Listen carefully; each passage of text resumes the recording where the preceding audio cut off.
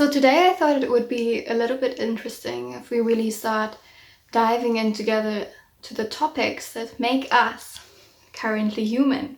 And I know that is a bit cringy because that is the name of my YouTube channel, but it's really what I want to focus on this channel.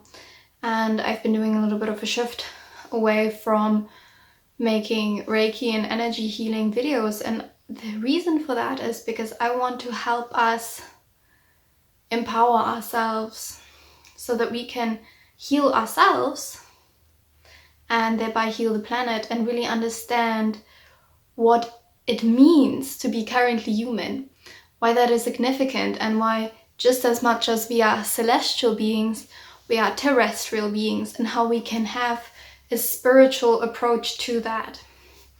So today the topic the topic will especially focus on what is spirituality. Sorry, I have to loosen my pant buttons. It's feeling a little bit squished in the tummy area. So what is spirituality? To answer that question, I think we need to go back to the beginning.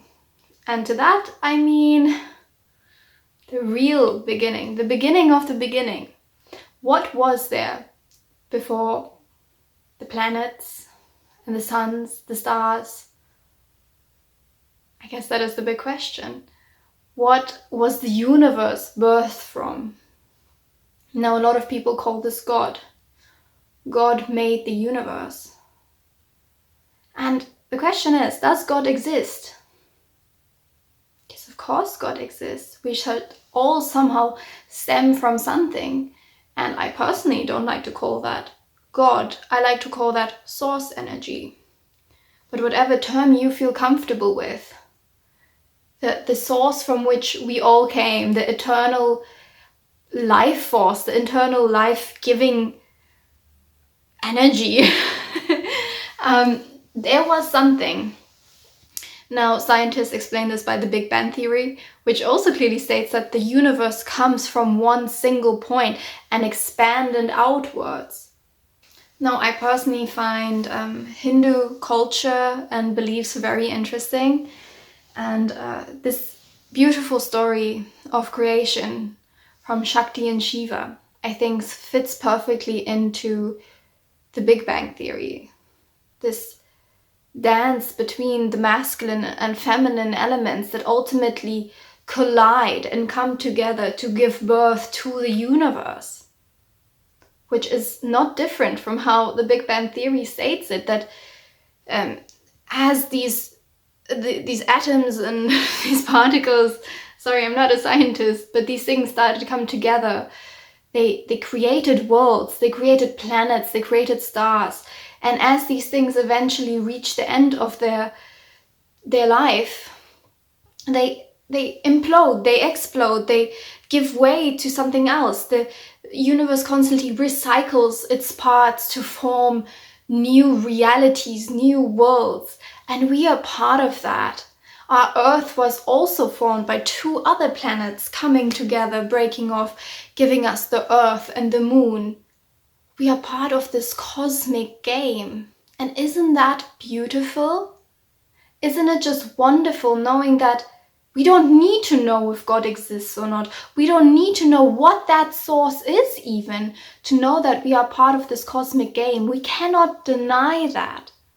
Science does not deny that. Energy does not deny it. How can we say that that is not the truth? We stem from something. We come from somewhere. Does that mean that our lives are meaningless or meaningful? Because in the great cosmic game, our lifetimes are not even the blink of an eyelash. It is meaningless in a lot of ways. But the fact that we are part of this cosmic game gives it meaning. Now, our planet has evolved over time to be able to give birth for new species. We have evolved out of other species. Does that make us less worthy that we possibly evolved out of primates? Or does that make us all the more worthy because we are a testament to the fact that the universe is constantly creating itself? And one day when this planet turns to dust, and our bodies that died on this planet that also turned into dust, that gave birth to new things while the planet was still alive, finally the planet itself will turn to dust. And it will not be nothingness. There will not be nothingness. The universe will take these gases and these dust particles, and it will form something new, something more brilliant, something brighter, something beautiful. Because when we talk about what is going to happen to us, I think we often focus too much on our own singular life forms, our own singular lifetimes. Because if we are not part of this cosmic cycle constantly reinventing itself, we focus too much on ego. My experience, my problems, my life, my worries. All of this comes from I. I is, I am, root chakra. The ego comes from the root chakra. If you want to check out my root chakra video, feels like a weird time to plug it, but a root chakra is there to make sure that we take care of ourselves on this planet, that we feed ourselves, that we clothe ourselves, that we stay alive.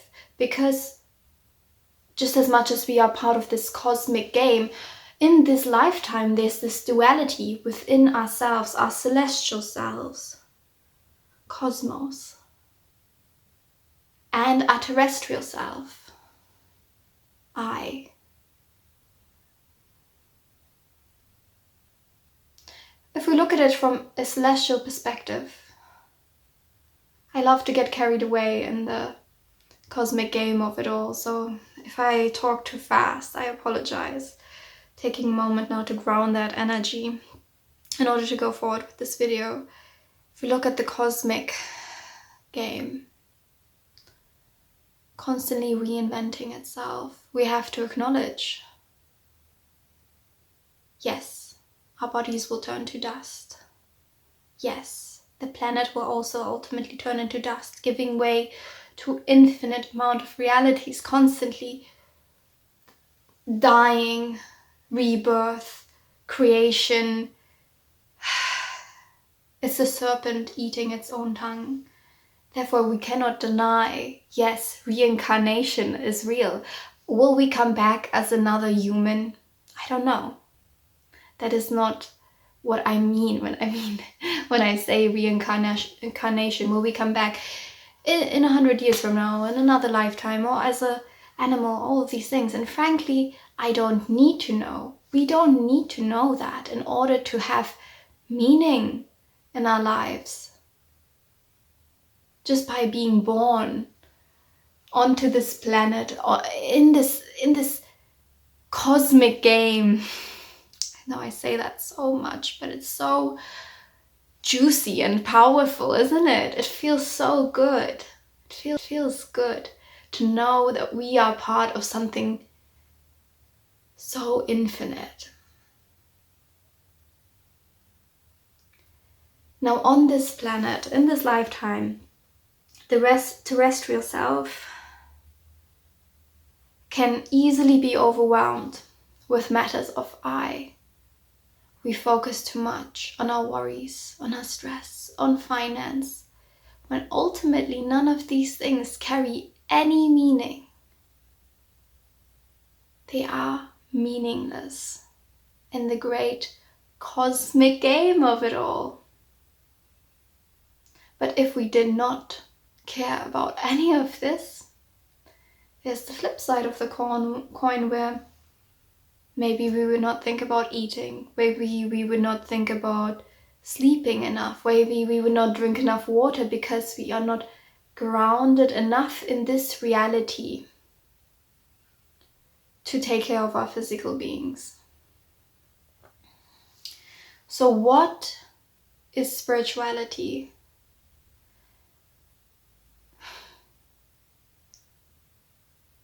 Infinity. that is the real answer, isn't it? Infinity. But to ground it down onto the terrestrial plane here, to make it part of the experience of what it is to currently be human, I think the best way to describe spirituality is the balance between the terrestrial eye and the celestial cosmos. It's finding that balance between the seventh chakra and the root chakra. That is spirituality. And we can experience all of it in our energetic body. Because ultimately, everything is energy. Even just perceiving the universe as planets and suns and stars and massive black holes, that is just the perception of energy from the terrestrial point of view. If everything is energy, that means everything vibrates at different frequencies. That means some things are higher vibrational, some things are lower vibrational. This is science. We know this already. We've established this in our lifetime to be true. Everything is energy. As a human, you are only able to raise your energy so much.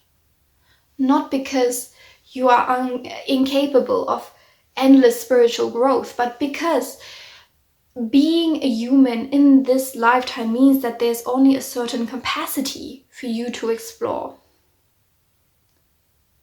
That does not mean that doesn't exist anything outside of that capacity.